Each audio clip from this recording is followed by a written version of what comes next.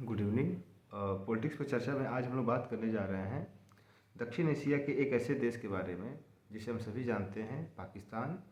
और वहाँ इमर्ज हुए इकोनॉमिक क्राइसिस के साथ, जिसे एक नए टर्म के रूप में देख रहे हैं, बास्केट केस के रूप में देखा जा रहा है। हालांकि यह शब्द बिल्कुल ही नया नहीं है, बहुत ही पहले से इसका इस्तेमाल होता रहा है। अगर हम इसकी हिस्ट्री में जाएं तो फर्स्ट वर्ल्ड वार के समय से यह शब्द प्रचलित है। बहुत पॉपुलर हुआ था यह शब्द जब बांग्लादेश एक नए राष्ट्र के रूप में इमर्ज हुआ था। तब उस ज़माने में इसको बास्केट केस के रूप में रेखांकित किया जा रहा था। तो बास्केट केस क्या है और इसको कैसे डिफाइन किया जाता है, इसको मोटे तौर पर कैसे समझ सकते हैं, उसको देखें। फिर हम पाकिस्तान की जो आर्थिक स्थिति है उसकी चर्चा करेंगे।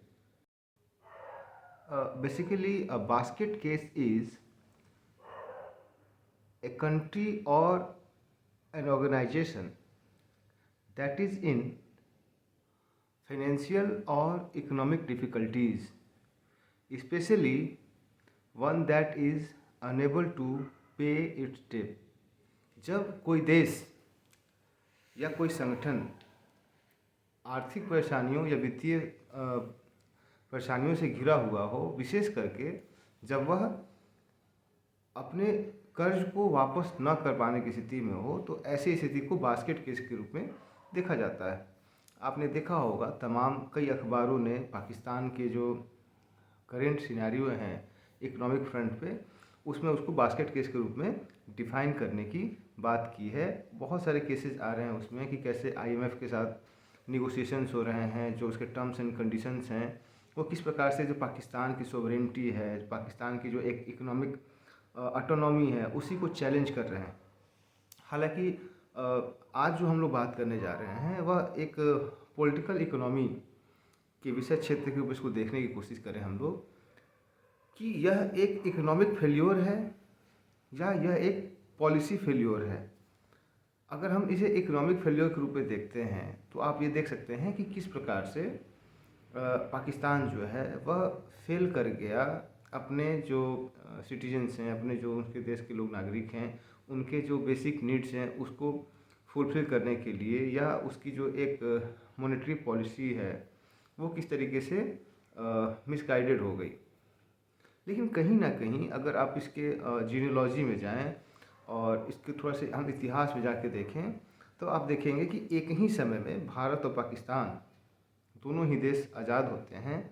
भारत ने किस प्रकार से प्लान्ड इकोनॉमी के माध्यम से, फिर आगे चल के नीति आयोग के माध्यम से जो अपने डेवलपमेंटल और जो इकोनॉमिक फ्रंट पे जो काम है उसको आगे बढ़ाते रहे हैं। पाकिस्तान कभी भी कंटिन्यूम में, मतलब उसकी जो संस्थाएं हैं वो सतत रूप से क्रियाशील नहीं रही है। कभी कभी नॉन डेमोक्रेटिक गवर्नमेंट और कभी तानाशाही, कभी मिलिट्री रूल। तो आप अगर इसको हम टोटालिटी में देखने की कोशिश करें तो हम ये पाएंगे कि जो पॉलिटिको इकोनॉमिक सिनेरियो है, या आप देख सकते हैं कि जो पॉलिटिकल और सोशल कंडीशनिंग है पाकिस्तान की, कहीं ना कहीं वो इस तरीके से इमर्ज हुई जिसको हम इंड में देख सकते हैं कि वो एक इकोनॉमिक फेल्योर या एक फेल्ड स्टेट की तरफ इस तरीके से टर्न अप हुआ है।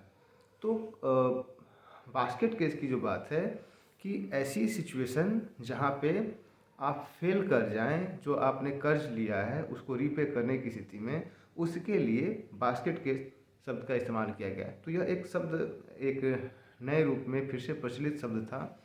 तो इस पर एक छोटा सा वीडियो आना चाहिए था कि किस प्रकार से जो नई शब्दावलियाँ गढ़ी जाती हैं या जो पुरानी शब्दावलियाँ हैं कैसे रीमैनिफेस्ट हो जाती हैं, और इकोनॉमिक फ्रंट से लेके पॉलिटिकल फ्रंट से, क्योंकि आज का जो दौर है वह इंटरडिसिप्लिनरी पर्सपेक्टिव से चीज़ों को देखने का है। तो मैं ये समझ सकता हूँ कि मतलब पॉलिटिकल इकोनॉमिक पर्सपेक्टिव से पाकिस्तान के इस जो करेंट सिनेरियो को देखा जाना चाहिए, इकोनॉमिक फेल्योर और उसके पीछे जो पॉलिटिकल और सोशल कंडीशंस हैं उसको देखे जाने की आवश्यकता है। आज के लिए इतना ही।